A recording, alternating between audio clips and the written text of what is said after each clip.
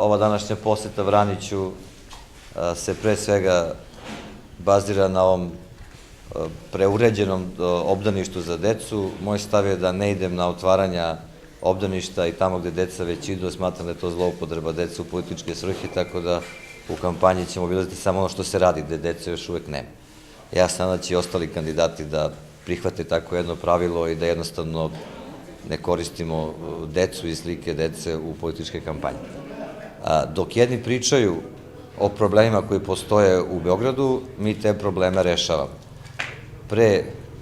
8 godina kada smo došli na vlast, 3 puta više dece je bilo na listi čekanja nego danas. Ali naša ideja nije da se liste čekanja smanji, naša ideja je da liste čekanja više nema. Zbog toga ćemo do kraja godine da otvorimo 7 novih obdaništa, a u sledećih mesec dana 4. Naravno, to nema veze sa izborima, pošto se obdaništa grade malo duže i ne može niko da planira za izbore, ali zaista u sledećih mesec dana ćemo mi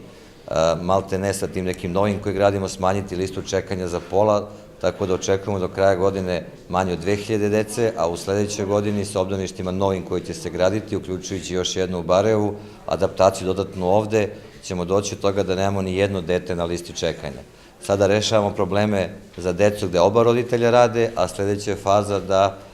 u obdaništa mogu da sigurno računaju i roditelji gde jedno od roditelja radi, a drugo nema posao.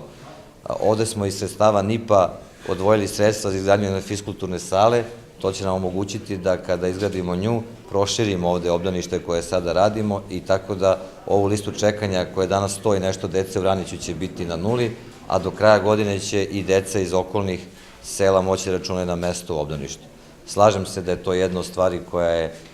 verovatno i važnija nego neki veliki projekti koji se rade na nivou Beograda i zato ćemo se truditi da do kraja ove godine taj problem minimiziramo, odnosno smanjimo na, tako reći, nulu, a sledeće godine da on nestane i da se više njime ne bavimo. Ja vas molim samo da imate razumevanja, jer je zaista pre 8 godina 3 puta više dece bilo bez obdaništa, a pre 2 godine smo dobili kao grad i sve opštine u Srbiji nalog da postoji predškolski taj razred, što je povećalo broj dece za skoro 15.000 u Beogradu, koje moramo isto da nađemo mesto. Znači, sve su to realne stvari i realno smo sada u situaciji da za godinu dana potpuno rešimo ovaj problem.